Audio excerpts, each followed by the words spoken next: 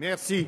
La parole est à Monsieur Philippe Meunier. Merci, Monsieur le Président. Ma question s'adresse à Monsieur le ministre des Affaires étrangères et j'associe ma collègue Valérie Boyer.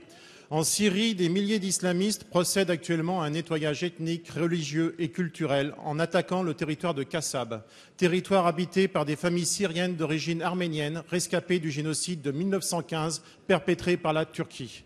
Ces djihadistes commettent ces atrocités à l'encontre de la population civile en bénéficiant de soutien provenant du territoire turc. Ces violents combats ont aussi pour conséquence de rendre le désarmement chimique de la Syrie plus difficile. En effet, situé à quelques kilomètres du port de Latakia, il paralyse l'évacuation par la communauté internationale de ces armes non conventionnelles appartenant à l'armée syrienne. Depuis 3 ans, à Kassab, Alep et dans de très nombreuses villes de ce pays, les minorités chrétiennes subissent le martyre. La Syrie ne compte plus ces hommes égorgés, crucifiés, ces femmes violées puis tuées par ces islamistes dont plusieurs centaines, nourris au sein même de notre République, sont partis de nos quartiers pour accomplir leurs crimes. Les députés UMP se sont opposés à une intervention de nos forces armées contre la Syrie. Intervention armée souhaitée par François Hollande qui n'aurait eu pour résultat que de servir les intérêts de cette internationale djihadiste. Les faits nous ont donné raison. Aujourd'hui, il s'agit pour ce gouvernement d'assumer ses responsabilités au nom de la protection des minorités et de l'élimination des armes chimiques en Syrie. Ma question est donc simple et exige une réponse claire, Monsieur le ministre.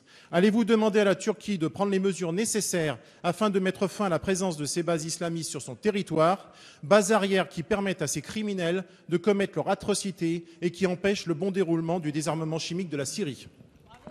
Merci. La parole est à Monsieur Laurent Fabius, ministre des Affaires étrangères. Monsieur le député, sur la protection des minorités, je pense que nous serons absolument d'accord. Rien ne justifie, rien ne peut expliquer, rien ne peut excuser que des minorités, quelles qu'elles soient massacrées comme elles le sont. Et là-dessus, donc, c'est un point d'accord total entre nous. Que nous puissions faire des démarches à l'égard des pays circonvoisins, nous le faisons. Et là aussi, je vous en donne acte. Maintenant, là où je pense qu'il ne faut pas tout mélanger, c'est lorsque, à partir de cette demande parfaitement justifiée que nous appuyons, qui est la vôtre, vous laissez entendre que la politique qui a été menée par la France, comme par d'autres pays, serait dans ce pays contestable. Et en particulier lorsque vous dites, cela m'a frappé à écouter votre question, que c'était une erreur, je ne crois ne pas me tromper à avoir entendu votre question, que de menacer la Syrie au moment où des armes chimiques étaient brandies d'une intervention. Je ne partage pas votre sentiment. Je pense que si, à ce moment-là,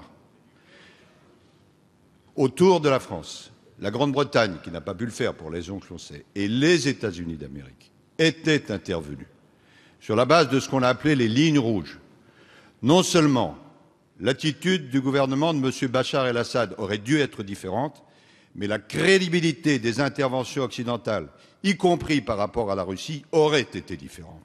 Et je pense qu'à cette époque, une erreur a été commise qui ne dépend pas de la France. Maintenant, Monsieur le député, je veux conclure, quitte à continuer la conversation avec vous, j'en suis tout à fait d'accord. On a tendance en France, malheureusement, comme dans d'autres pays, parce qu'il y a la crise ukrainienne, parce qu'il y a d'autres crises, à oublier ce qui se passe en Syrie, ce qui est absolument dramatique. Jour après jour, il y a des dizaines et des dizaines de tués. Il va y avoir la parodie de l'élection de M. Bachar el-Assad. Je veux dire qu'un homme qui est responsable de la mort de 150 000 personnes ne peut pas être l'avenir de son peuple.